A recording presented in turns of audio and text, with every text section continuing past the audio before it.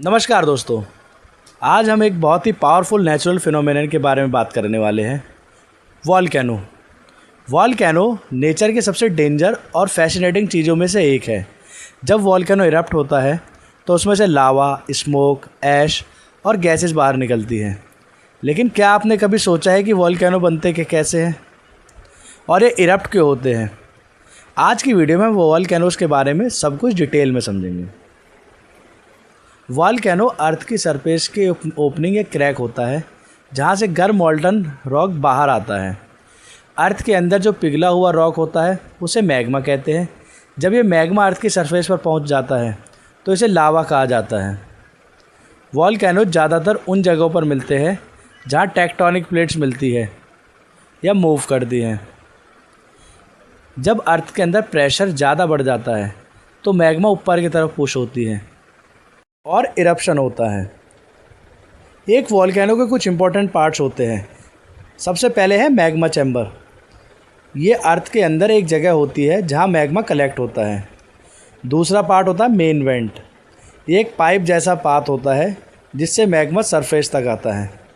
Volcano के top पर होता है क्रेटर।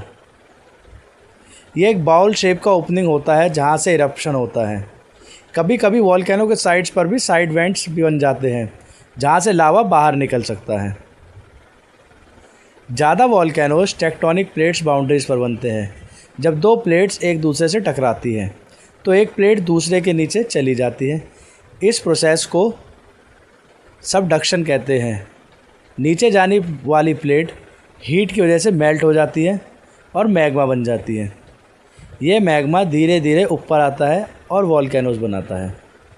कभी कभी वॉल्केनो तब भी बनते हैं जब प्लेट्स एक दूसरे से दूर मूव करती हैं। और कुछ वॉल्केनोस हॉट स्पॉट्स पर भी बनते हैं जहां अर्थ के अंदर से डायरेक्टली मैग्मा ऊपर आता है। वॉल्केनोस 3 पार्ट्स में डिवाइड है: शील्ड वॉल्केनो, कंपोजिट और सिंडर। शील्ड, इनका शेप शील्ड या ढाल जैसा होता है। इनमें लावा धीरे धीरे फ्लो करता है। कंपोजिट, ये बहुत टॉल और स्टीप होते हैं। ये लावा ऐश की लेयर से बनते हैं। सिंडर, ये छोटे वॉल्केनोस होते हैं जो ऐश और छोटे रॉक से बनते हैं। हर वॉल्केनोस के इरप्शन का स्टाइल भी अलग अलग है। हमारे कुछ फेमस वॉल्केनोस रहे हैं। जी हाँ, इटली में माउंट वेसुवियस ने AD 79 में इरप्ट करके पोम्पी को डिस्ट्रॉय कर दिया था। अमेरिका में माउंट हेलेंस का इरप्शन 1980 में बहुत पावरफुल था।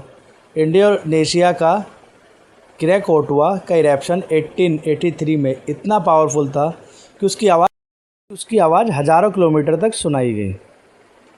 जी हाँ, वॉल्केनोज के कुछ इफ़ेक्ट्स भी हैं। वॉल्केनो इरप्शन बहुत डिस्ट्रक्शन कर सकता है। लावा हाउसेज और फॉरेस्ट को डिस्ट्रॉय कर सकता है। लेकिन वॉल्केनोस के कुछ पॉजिटिव इफ़ेक्ट्स भी होते हैं।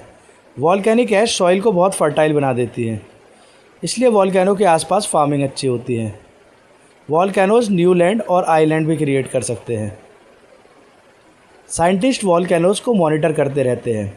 वो अर्थक्वेक्स, गैस एमिशंस और ग्राउंड मूवमेंट को स्टडी करते हैं। मॉडर्न टेक्नोलॉजी की हेल्प से साइंटिस्ट इरप्शन का अर्ली वार्निंग देने की कोशिश करते हैं। इससे लोगों को सेफ जगह पर मूव करने का टाइम मिल जाता है। जी हाँ दोस्तों, इसी के साथ टॉपिक होता है ख़त्म। मिलते हैं अपनी नेक्स्ट वीडियो में। नमस्कार।